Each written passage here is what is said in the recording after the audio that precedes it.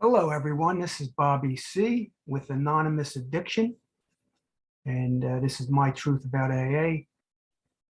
Today, I'm going to be talking about, I'm going to be breaking down deprogramming, de-occulting the traditions of Alcoholics Anonymous. Now, everybody knows we have the 12 steps, we have the 12 traditions, and there are the 12 concepts, 12, 12, and 12.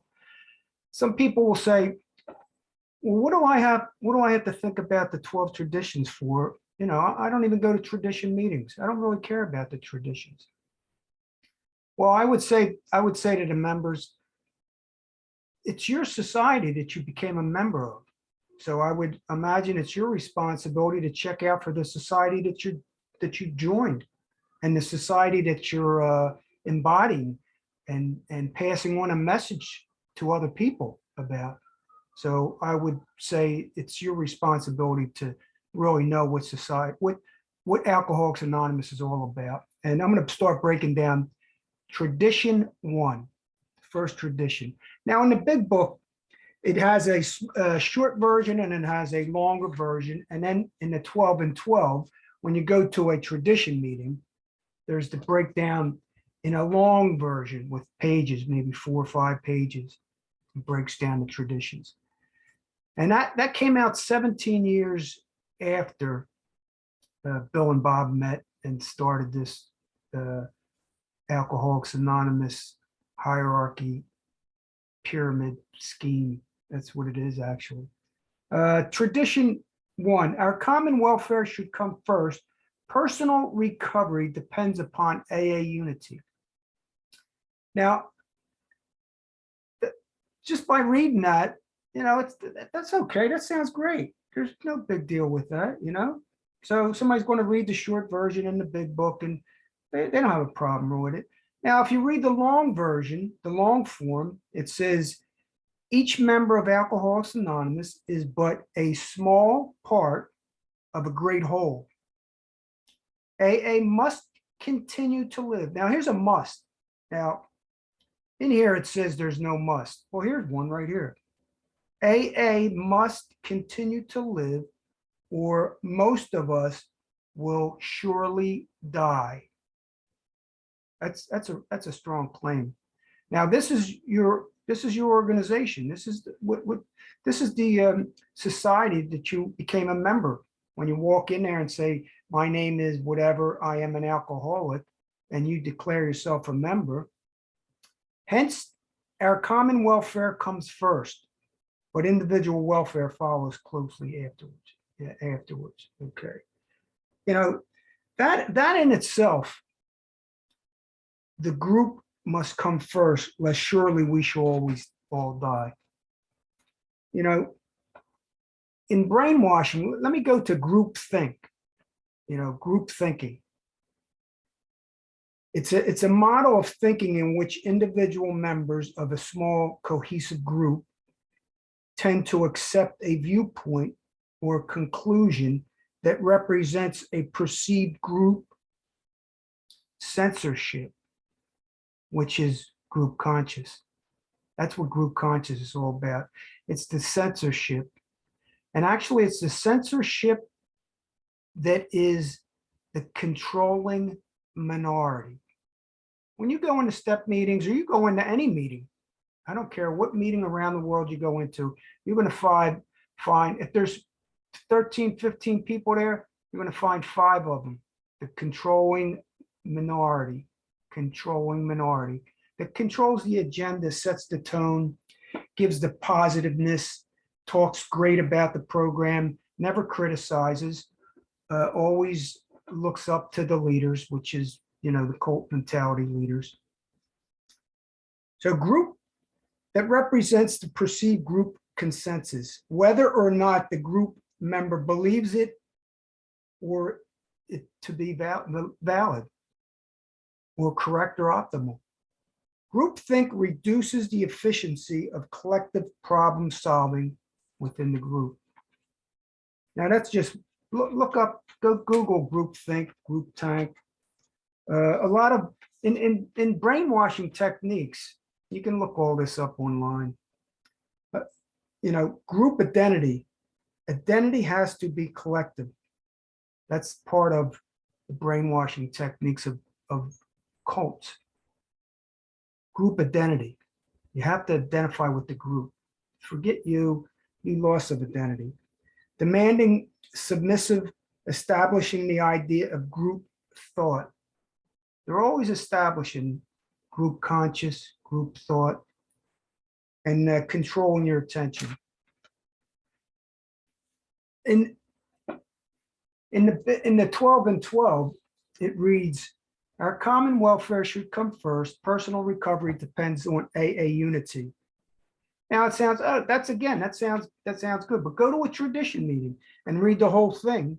And on the second page, it says the AA member has to, there's another thing. They say there's no must or ought, right?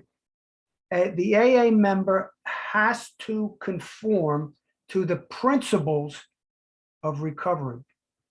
And the principles, when they say principles before personalities, and they're always talking about principles, they mean their principles. They mean Alcoholics Anonymous 12, 12, and 12 principles. They're not talking about principles, moral principles that you have discovered or your principles that you believe in. They're talking about Alcoholics Anonymous principles, because Alcoholics Anonymous says that this is the cure. We have the only cure for this disease, and you must come for the rest of your life, which you have this disease, and it's a progressive disease that's inside of you. Even when you're not drinking or using, it's progressive. You must come for life. You're always an alcoholic, always an addict. And you must recruit others because you must become a servant. And that gets into the other traditions, which we'll go into. But today, I'm only going to talk about tradition 1. Go to your tradition book and look at, read it, read on the 12 and 12. You'll say, oh, I don't care about that stuff. You're getting this stuff osmosisly, subliminal messaging in the group, no matter if you like it or not. So you might as well check out what you're getting in your brain. You might as well check out what you're getting brainwashed with. But let me just be right up front. Okay. AA members has to conform to the principles of recovery. His life actually depends upon obedience. So you have to conform, then you have to become obedient to the spiritual principles. So first of all, the word spirituality, come on. This program is a religion. It's actually a cult, but it's a cult mentality, but they're creating a religion. They're hijacking the word spirituality, and they're using God. You must come to God because God is your gift. You've been given a gift from God, and stick in Alcoholics Anonymous, surrender, do the 12 steps, and your life will improve, but you'll have this disease forever. He finds he cannot keep his priceless gift. So you've been given a gift. I've been given a gift. That's what they told me. Unless he gives it away. Now, this is just the beginning. This is tradition. This is tradition 1. You must give it away. You cannot keep this thing. This is what they'll tell you over and over and over again. You must give this thing away, lest it'll go away for you. You can't keep it unless you give it away. Now, ladies and gentlemen, I'm here to tell you that is not true. Okay, that is false, and it's a priceless gift unless you give it away. Neither he nor anybody else can survive unless he carries the AA message. Neither he nor anybody else can survive. You can't survive without this. You're doomed. What a BS, man. Read these traditions, because this is the program that you're about to join. If you're detox, if you're really, you know, you think you may have withdrawals, go into a detox. I don't know, 2, 3 days, 4 days, come out. But if you go to treatment, you're going to get indoctrinated with this. They might not even get into the 12 traditions here. Okay. They may just get into the 12 steps. All right. You're going to go do 90 days, 2 months, 3 months in rehab. You're going to come out. You're not even drinking. You come out of detox, you're not even drinking. You already stopped using and drinking. Now you're going to go into rehab. You're not using, you're not drinking. Now you're staying clean and sober, what they say, clean and sober, for 2 months, 3 months. Now you're going to go, now they're going to push you into Alcoholics Anonymous, because it's all together. It's all the court system, the government, the treatment centers, Alcoholics Anonymous. They're all sending you there for free because they don't want nothing to do with drug addicts and alcoholics. And they want you to think that you got to go to these programs. They don't want you to believe that you have any power. And you need that. You need this cure for the rest of your life. There we go. Here's something that most individuals cannot recover unless they have a group. There's the group think tank. Okay, the brainwashing technique. You will not recover if you don't have a group. That's BS, and everybody that doesn't have a group knows it. Okay, why is some people stay clean and sober without a group and others don't, and others can't? They'll say, oh, they're not an addict. They're not a true, real, serious addict.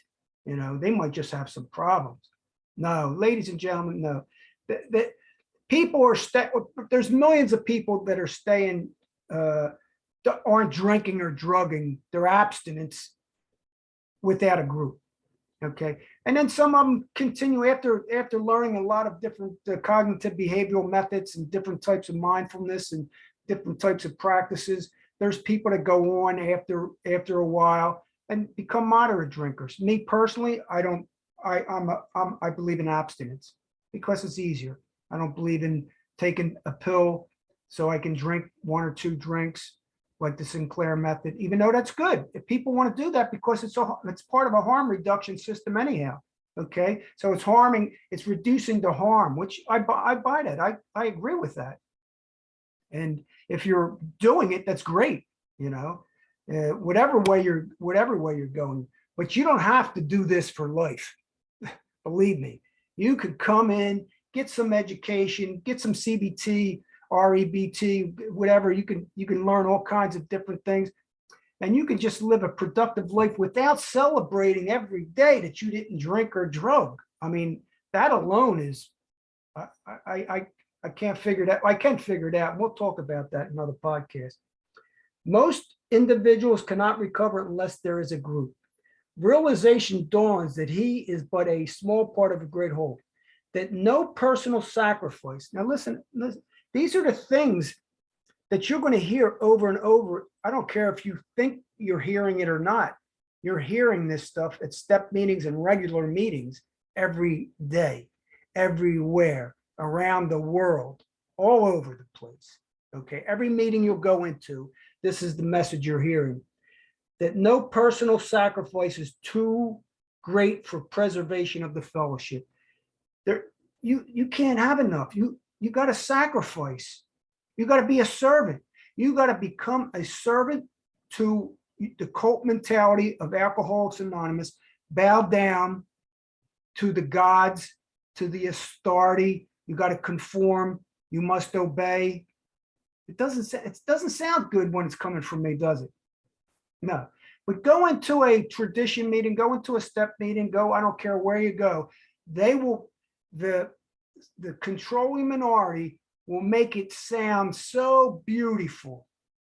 It will create an atmosphere in that meeting that if you don't think like that, something's wrong with you. You're in denial. You got the ism. You didn't drink or drug, but you still have the ism. Ladies and gentlemen, you don't have any ism. We all have the ism. Everybody in the whole world has the ism, okay? Which they're calling character defects. We all have character defects. We're all trying to do our best, and some aren't and some are, but we all have it. listen to this. This gets me. They always say he. I don't know. This is 17 years later. There's so many women in the program. Why don't they talk about we? You know, a woman. Why don't they say she sometimes? It's always he because it's God. God is he, him. He learns that the clamor of desire, don't have any desires other than desire to stop drinking and help other alcoholics. You must have that. You can have that desire because we're going to create the purpose for you.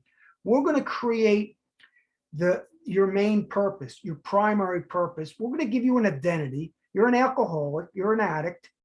Okay, we're going to create your identity and we're going to tell you your primary purpose. And we're going to listen to us, follow us, listen to us. Don't think, don't critical think. Don't use any rational, logical, critical thinking, no. Desires and ambitions within him must be silenced. Don't speak about anything. You have to silence these things. These desires and these ambitions within me, I must silence whenever they could damage the group. Whenever they could damage the group, I must be silenced. Okay. It becomes plain that the group must survive or the individual will die, will not survive. This is just tradition one. Now I'm gonna probably leave it about that. And I could talk for another hour on this, but it's 13 after already. I bet you I've been in this 20 minutes and I just started. Deprogramming, tradition one with Bobby C. This is as Bobby C sees it. Anonymous Addiction. Don't forget to subscribe to Anonymous Addiction. I'm going to start putting Anonymous Addiction no more because this anonymous stuff is a bunch of crap. The whole recovery industry is out of whack. It's all a cult mentality. It's all a pyramid scam. We're going to be talking a lot about that, ladies and gentlemen. But don't forget to subscribe. Anonymous Addiction, My Truth About AA, as Bobby C sees it. This is Bobby C, and I'm going to be signing off. Next one, I'm going to be doing tradition 2. Joey C and Bobby C will continue to do on the next podcast. We're going to be doing 5, 6, and 7, and 8 tradition together, me and Joey. So we'll talk to you later. Take care now. Bye-bye.